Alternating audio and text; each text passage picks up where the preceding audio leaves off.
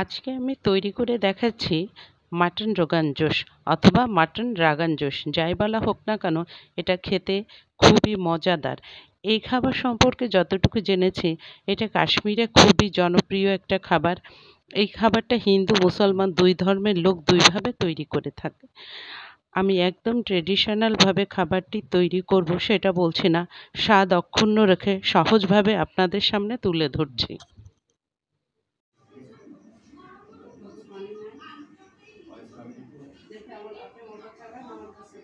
আসসালামু আলাইকুম, আবার স্বাগতম আমার চ্যানেলে।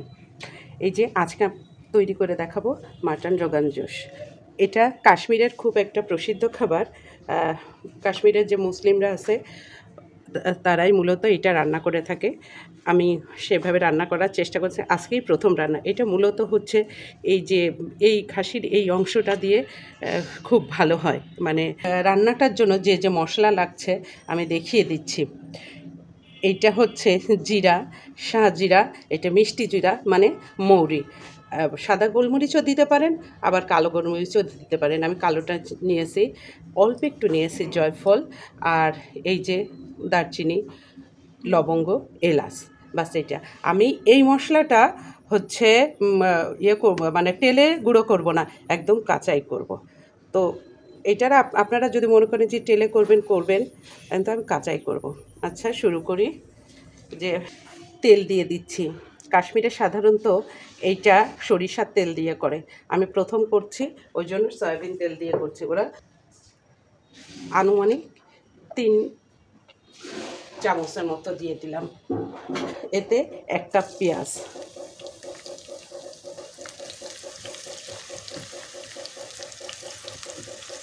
এখানে আমার এই যে কাঁচা ঝাল দেখতে পাচ্ছেন, এটা হচ্ছে পেঁয়াজের পাশে কুচানো ছিল, তাই এটা হচ্ছে ছিল বলে দিয়ে দিয়েছি, কিন্তু এটা দিতে হবে না।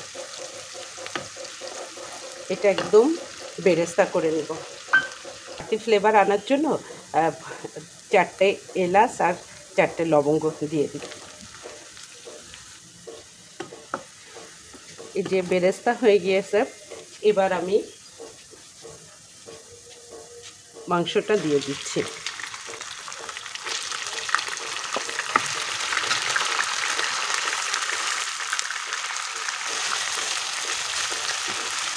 মাংসটা এখন তেলের উপর কিছুক্ষণ ভাজবো। আর একটা কথা বলি যে এই মাটনটা আপনারা যদি ইচ্ছা করেন তাহলে সিদ্ধ করেও নিতে পারেন, আর সেই মাংসের যে স্টকটা থাকবে ওটা হচ্ছে ঝোলের পানি হিসেবে ব্যবহার করবে। মূলত ওভাবেই রান্না করে, কিন্তু আমি আমার স্টাইলে করতেছি। আমার সিদ্ধ করার থেকে মনে হচ্ছে যে সরাসরি দিয়ে দিলে এটা বেশি স্বাদ হবে। দিয়ে দিচ্ছি 2টো তেজপাতা। মাংসটা খুব ভালোভাবে ভাজা হয়ে গিয়েছে।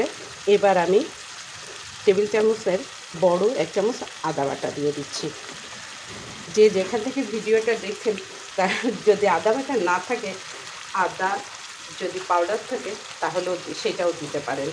আমি আদা বাটাটাই ব্যবহার করছি। আর যে রসুন বাটা,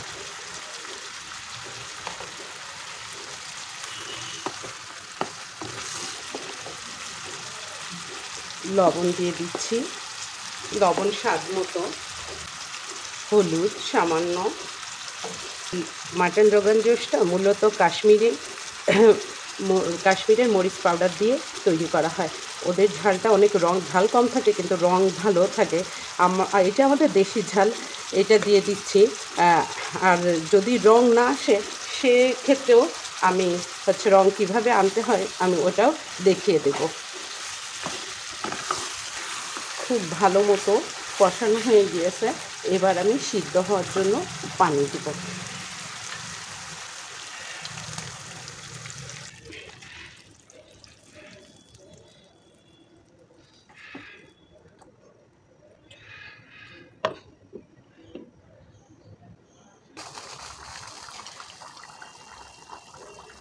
এই যে মাংস সিদ্ধ হচ্ছে, আমি একটু তলা নেড়ে দিচ্ছি যাতে তলায় না লাগে। এখনও এটা বেশ পাতলা আছে, অতএব তলায় লাগবে না। সিদ্ধ হওয়া পর্যন্ত অপেক্ষা করব।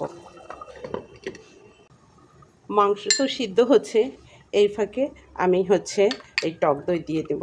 টক দইটা একটু ফেটে নিই।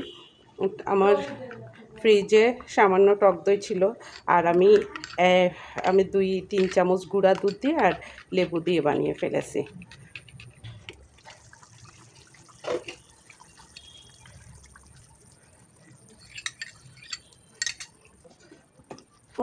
শক্ত আছে, টক দই দেওয়াতে মনে হয় নরম হয়ে যাবে। লবণ চেক করে দেখেছি, সব ঠিক আছে। এবার মশলা দিয়ে দিব। আমি যে পরিমাণটা মশলা দেখিয়েছি এতটা হয়েছে, আমি এতটা দিব না, বেশি হয়ে যাবে।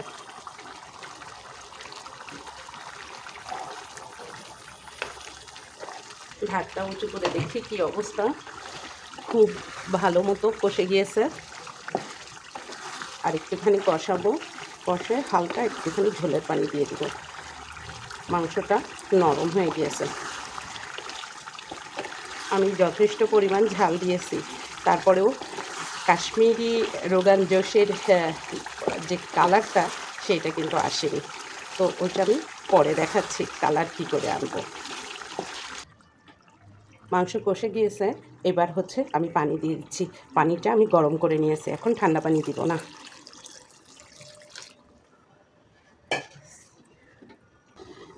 কাশ্মীরি রোগান জোশের কালার আনতে হলে আমি একটুখানি ফুড কালার ব্যবহার করছি। আমি রং আনব।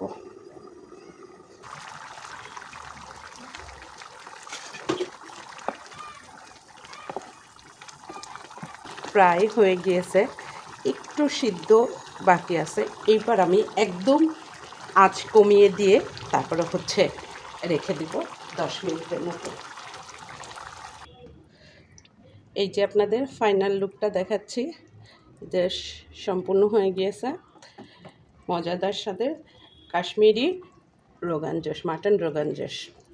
তো আমার রেসিপিটি যদি ভালো লাগে তাহলে লাইক করবেন, শেয়ার করবেন, আর অবশ্যই এভাবে রান্না করবেন। সবাই ভালো থাকবেন। আল্লাহ হাফেজ।